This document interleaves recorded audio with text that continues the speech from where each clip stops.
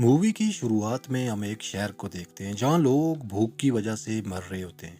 वहां की सरकार उन्हें दूसरी जगह ले जाना चाहती है, लेकिन सिर्फ कुछ गिने चुने लोगों को। और यही काम पिछले कई महीनों से चल रहा होता है। वहीं हम एक लड़की एंजल और उसके हस्बैंड निको को देखते हैं। निको उसे दूसरे मुल्क आयरलैंड ले जाना चाह रहा होता है, क्योंकि कुछ अरसा पहले उन्होंने अपनी 2 साल की बच्ची को खो दिया होता है, वो भी इस सरकार की वजह से। एंजल इस वक्त फिर प्रेग्नेंट होती है, इसलिए ये दोनों एक कंटेनर में बैठ के समुंदर के रास्ते इलीगल तरीके से इस मुल्क को हमेशा के लिए छोड़ के जा रहे होते हैं। ये दोनों खुश होते हैं क्योंकि जल्द ही इन्हें कंटेनर पे चढ़ा दिया जाएगा, जिसके बाद इन्हें कोई परेशानी नहीं होगी, क्योंकि आयरलैंड में कोई चेकिंग नहीं होती। लेकिन जब ये दोनों कंटेनर के अंदर होते हैं, वहाँ अचानक से कंटेनर का गेट खुल जाता है, जहाँ बहुत सारे लोग कंटेनर में आ जाते हैं। ये सब लोग भी इन्हीं की तरह इलीगल तरीके से आयरलैंड जाना चाहते थे। कंटेनर में लोग ज्यादा होने की वजह से कुछ लोगों को कंटेनर से निकाल दिया जाता है, जिनमें एक निको भी होता है।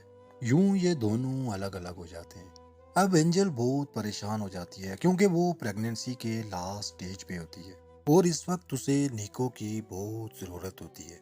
वो निको को फ़ोन करती है और निको उसे तसल्ली देता है कि जल्द ही मैं दूसरे कंटेनर पे बैठ के आयरलैंड पहुंच जाऊंगा, जहां हम एक बार फिर से इकट्ठे हो जाएंगे। मूवी में आगे दिखाया जाता है कि अब इनके कंटेनर को चेक करने पुलिस आती है, जहां सब के सब लोग अपने सीक्रेट रूम्स में छुप जाते हैं। पुलिस वाला इन्हें कहता है कि अभी के अभी बाहर आ जाओ, वरना मैं तुम सबको यहीं गोलियों से भून दूंगा।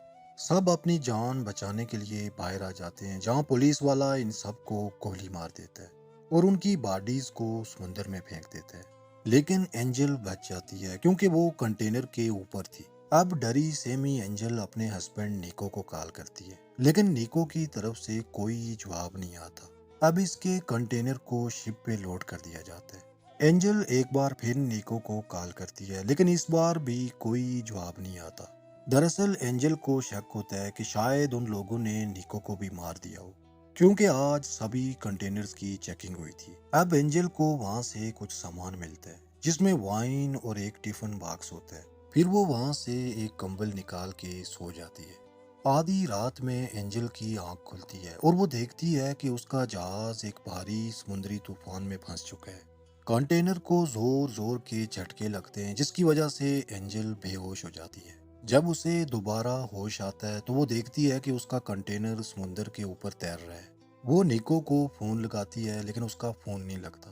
तभी उसे वहाँ कुछ लोगों के चीखने चिल्लाने की आवाज आती है। वो फिर से बाहर जाती है और सामने उसे वही कंटेनर डूबता हुआ नजर आता है जिसमें निको को डाला गया था, और उसकी आंखों के सामने वो कंटेनर डूब जाता है। यूं निको से मिलने की उसकी आखिरी उम्मीद भी टूट जाती है, क्योंकि वो कंटेनर डूब जाता है जिसके अंदर निको था।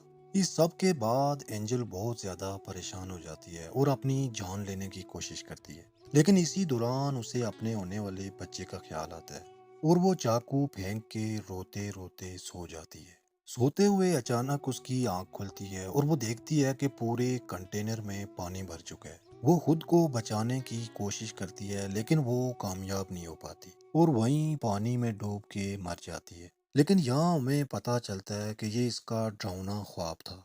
लेकिन अब आहिस्ता आहिस्ता कंटेनर में पानी भरना शुरू हो जाता है कि इतने में अचानक उसका मोबाइल बजता है और वो देखती है कि ये कॉल उसके हस्बैंड निको के नंबर से आ रही है। निको उसे बताता है कि उसे ड्राइवर ने किसी जगह उतार दिया था।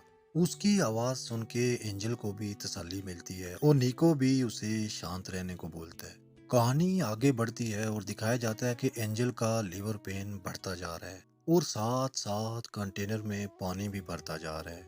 वहीं एंजल एक बच्ची को जन्म देती है, जिसका नाम वो नोहा रखती है। अब वो अपनी बेटी को एक लकड़ी के बॉक्स में रख देती है ताकि उसे पानी से बचा सके। यहाँ उसे एक आइडिया आता है कि उसे कंटेनर की छत पे जाना चाहिए, शायद वहाँ वो पानी से बच सके। फिर वो एक ड्रिल मशीन से कंटेनर के छत पे जाने का रास्ता बनाने लगती है। एंजल बहुत थक चुकी होती है, इसलिए वो वही गंदा खाना और गंदा पानी पीती है, क्योंकि उसे खुद को जिंदा रखना था अपनी बेटी के लिए। कहानी में आगे दिखाया जाता है कि अब वो कंटेनर के ऊपर वाले हिस्से को काट देती है और कंटेनर के छत पे पहुंच जाती है। جہاں وہ دیکھتی ہے کہ وہ سمندر کے بیچوں بیچ ہے، وہیں اسے ایک ایروپلین دکھتا ہے۔ اسے روکنے کے لیے وہ آگے بڑھ کے اشارہ کرتی ہے لیکن وہ نہیں رکتا۔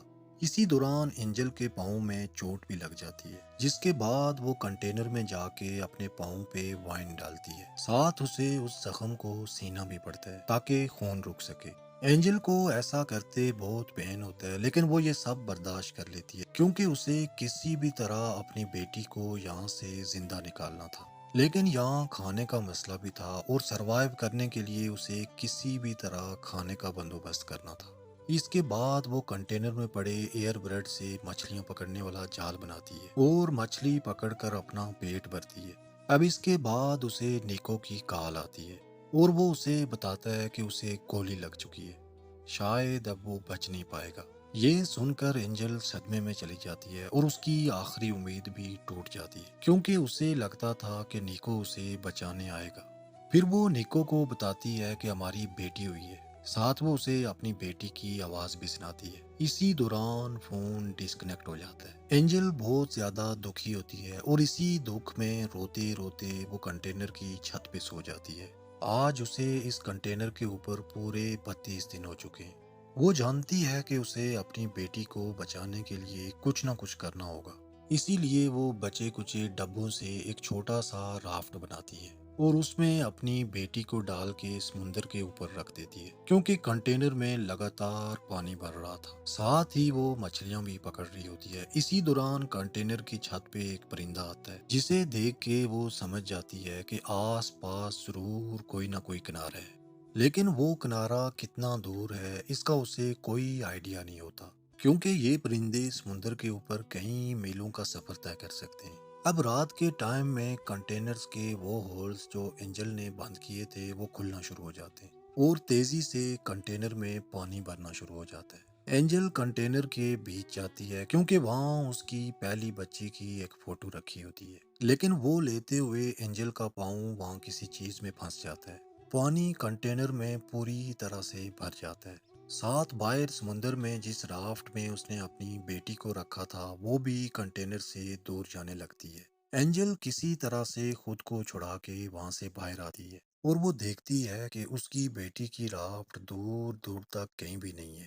وہ بہت زیادہ پریشان ہو جاتی ہے کیونکہ اتنے اندھیرے میں پوری طرح رافٹ کو دیکھ پانا بھی ناممکن تھا۔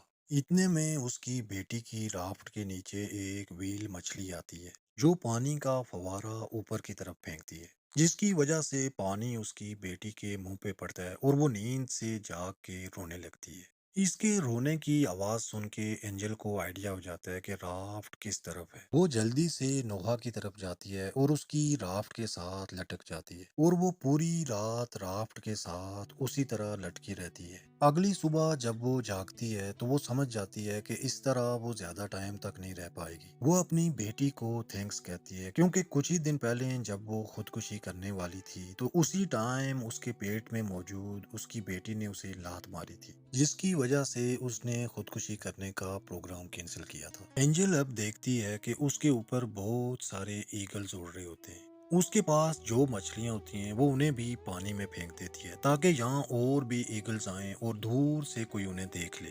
اس کے بعد بہت سے ایگلز ان کے ارد گرد منڈلانے لگتے ہیں اور پھر ویسا ہی ہوتا ہے جیسا اینجل نے سوچا تھا۔ دور سے ایک مچھیرن انہیں دیکھ لیتی ہے، وہ جلدی سے اپنی بوٹ کو ان کے پاس لے آتی ہے۔ پاس آ کے وہ دیکھتی ہے کہ رافٹ کے اوپر ایک بچی ہے، لیکن اینجل کا دور دور تک کوئی نام و نشان نہیں ہوتا۔ وہ یہ دیکھ کے حیران ہو جاتے ہیں کہ سمندر کے بیچوں بیچ یہ اکیلی بچی کہاں سے آئی۔ وہ بچی کو اوپر لے آتے ہیں اور ساتھ ہی وہ دیکھتے ہیں کہ رافٹ کے ساتھ ایک رسی بھی باندھی ہوتی ہے۔ وہ اس روپ کو کھینچنا شروع کر دیتے ہیں اور اس روپ کے ساتھ ساتھ اینجل بھی اوپر آتی ہے۔ یہ اینجل کو اپنی بوٹ پہ لے آتے ہیں لیکن اینجل کے جسم میں جان نہیں ہوتی۔ وہ اینجل کو سی پی آر دیتے ہیں لیکن اس کی باڈی میں سانس نہیں آتی۔ یہ لگاتار سی پی آر دیتے رہتے ہیں اور بالآخر اینجل کی باڈی میں سانس لوٹ آتی ہے۔ دراصل باڈی میں پانی بھرنے کی وجہ سے اس کی سانس والی نالیاں چوک کر جاتی ہیں اور جب وہ پانی نکالتے ہیں تو اس کی سانس بحال ہو جاتی ہے۔ سانس آنے کے بعد اینجل سب سے پہلے اپنی بیٹی کو گلے لگاتی ہے۔ وہ دیکھتی ہے کہ اسے بچانے والے اس کپل کا ایک بیٹا بھی ہے جس کے بعد وہ اینجل اور اس کی بیٹی کو لے کے کنارے کی طرف جانے لگتے ہیں۔ اور یہ کنارہ آئرلینڈ کا کنارہ ہے، جہاں سب کچھ ٹھیک ہے، جہاں سیٹل ہونا نیکو اور اینجل کا ہمیشہ سے خواب تھا۔ اور یہیں اس سروائیول مووی کا دی اینڈ ہو جاتا ہے۔ اور اس مووی کا میسج یہ تھا کہ جیت ہمیشہ ان کی ہوتی ہے جو مسلسل کوشش کرتے ہیں۔ جیت ہمیشہ ان کی ہوتی ہے جو ہار سے نہیں گھبراتے۔ جیت ہمیشہ ان کی ہوتی ہے جو گیو اپ نہیں کرتے۔ اور منزلیں انہی لوگوں کا آگے بڑھ کے استقبال کرتی ہیں جو کوشش کرتے ہیں، جو محنت کرتے ہیں، جو اسٹرگل کرتے ہیں۔